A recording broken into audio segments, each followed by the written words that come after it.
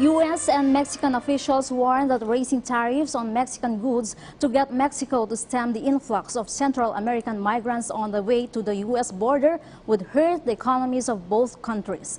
U.S. President Donald Trump has threatened to apply tariffs of 5% on all Mexican goods starting June 10 and increase the rate in coming months to up to 25% if Mexico does not substantially halt the migrants heading to the U.S. border.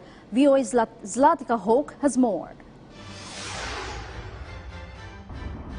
The U.S. state of Texas and Mexico share more than 2,000 kilometers of common border and are connected by international bridges and roads.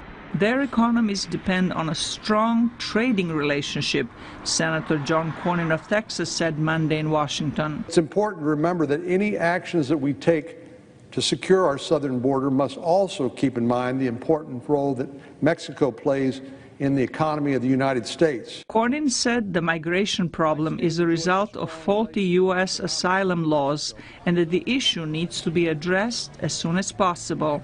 Senate Minority Leader Chuck Schumer said the Trump administration exacerbated the crisis on the U.S. southern border by cutting aid to Central American countries. It's a completely self-inflicted wound to our national security that makes the problems the president complains about worse, not better. Meanwhile, a high delegation from Mexico made its case against Trump's tariffs at a press conference in Washington. Mexico has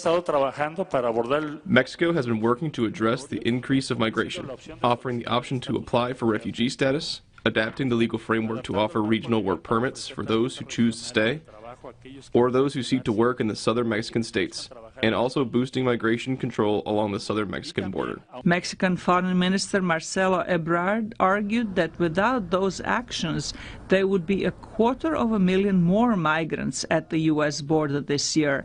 He said imposing tariffs on Mexican goods and canceling aid programs for Central America would not reduce migration flows, but increase them. Mexico's agriculture minister explained the impact of the tariffs for both sides of the border. If this tariff is imposed, the impact it would have on agriculture would be around $1.4 billion. This is approximately $3.8 million daily, which would impact both sides of the border, particularly the consumer. Mexican officials said the United States and Mexico have to hold talks with countries whose people are fleeing, notably El Salvador, Guatemala, and Honduras, with the goal of reducing the main causes of migration: crime, poverty, and violence.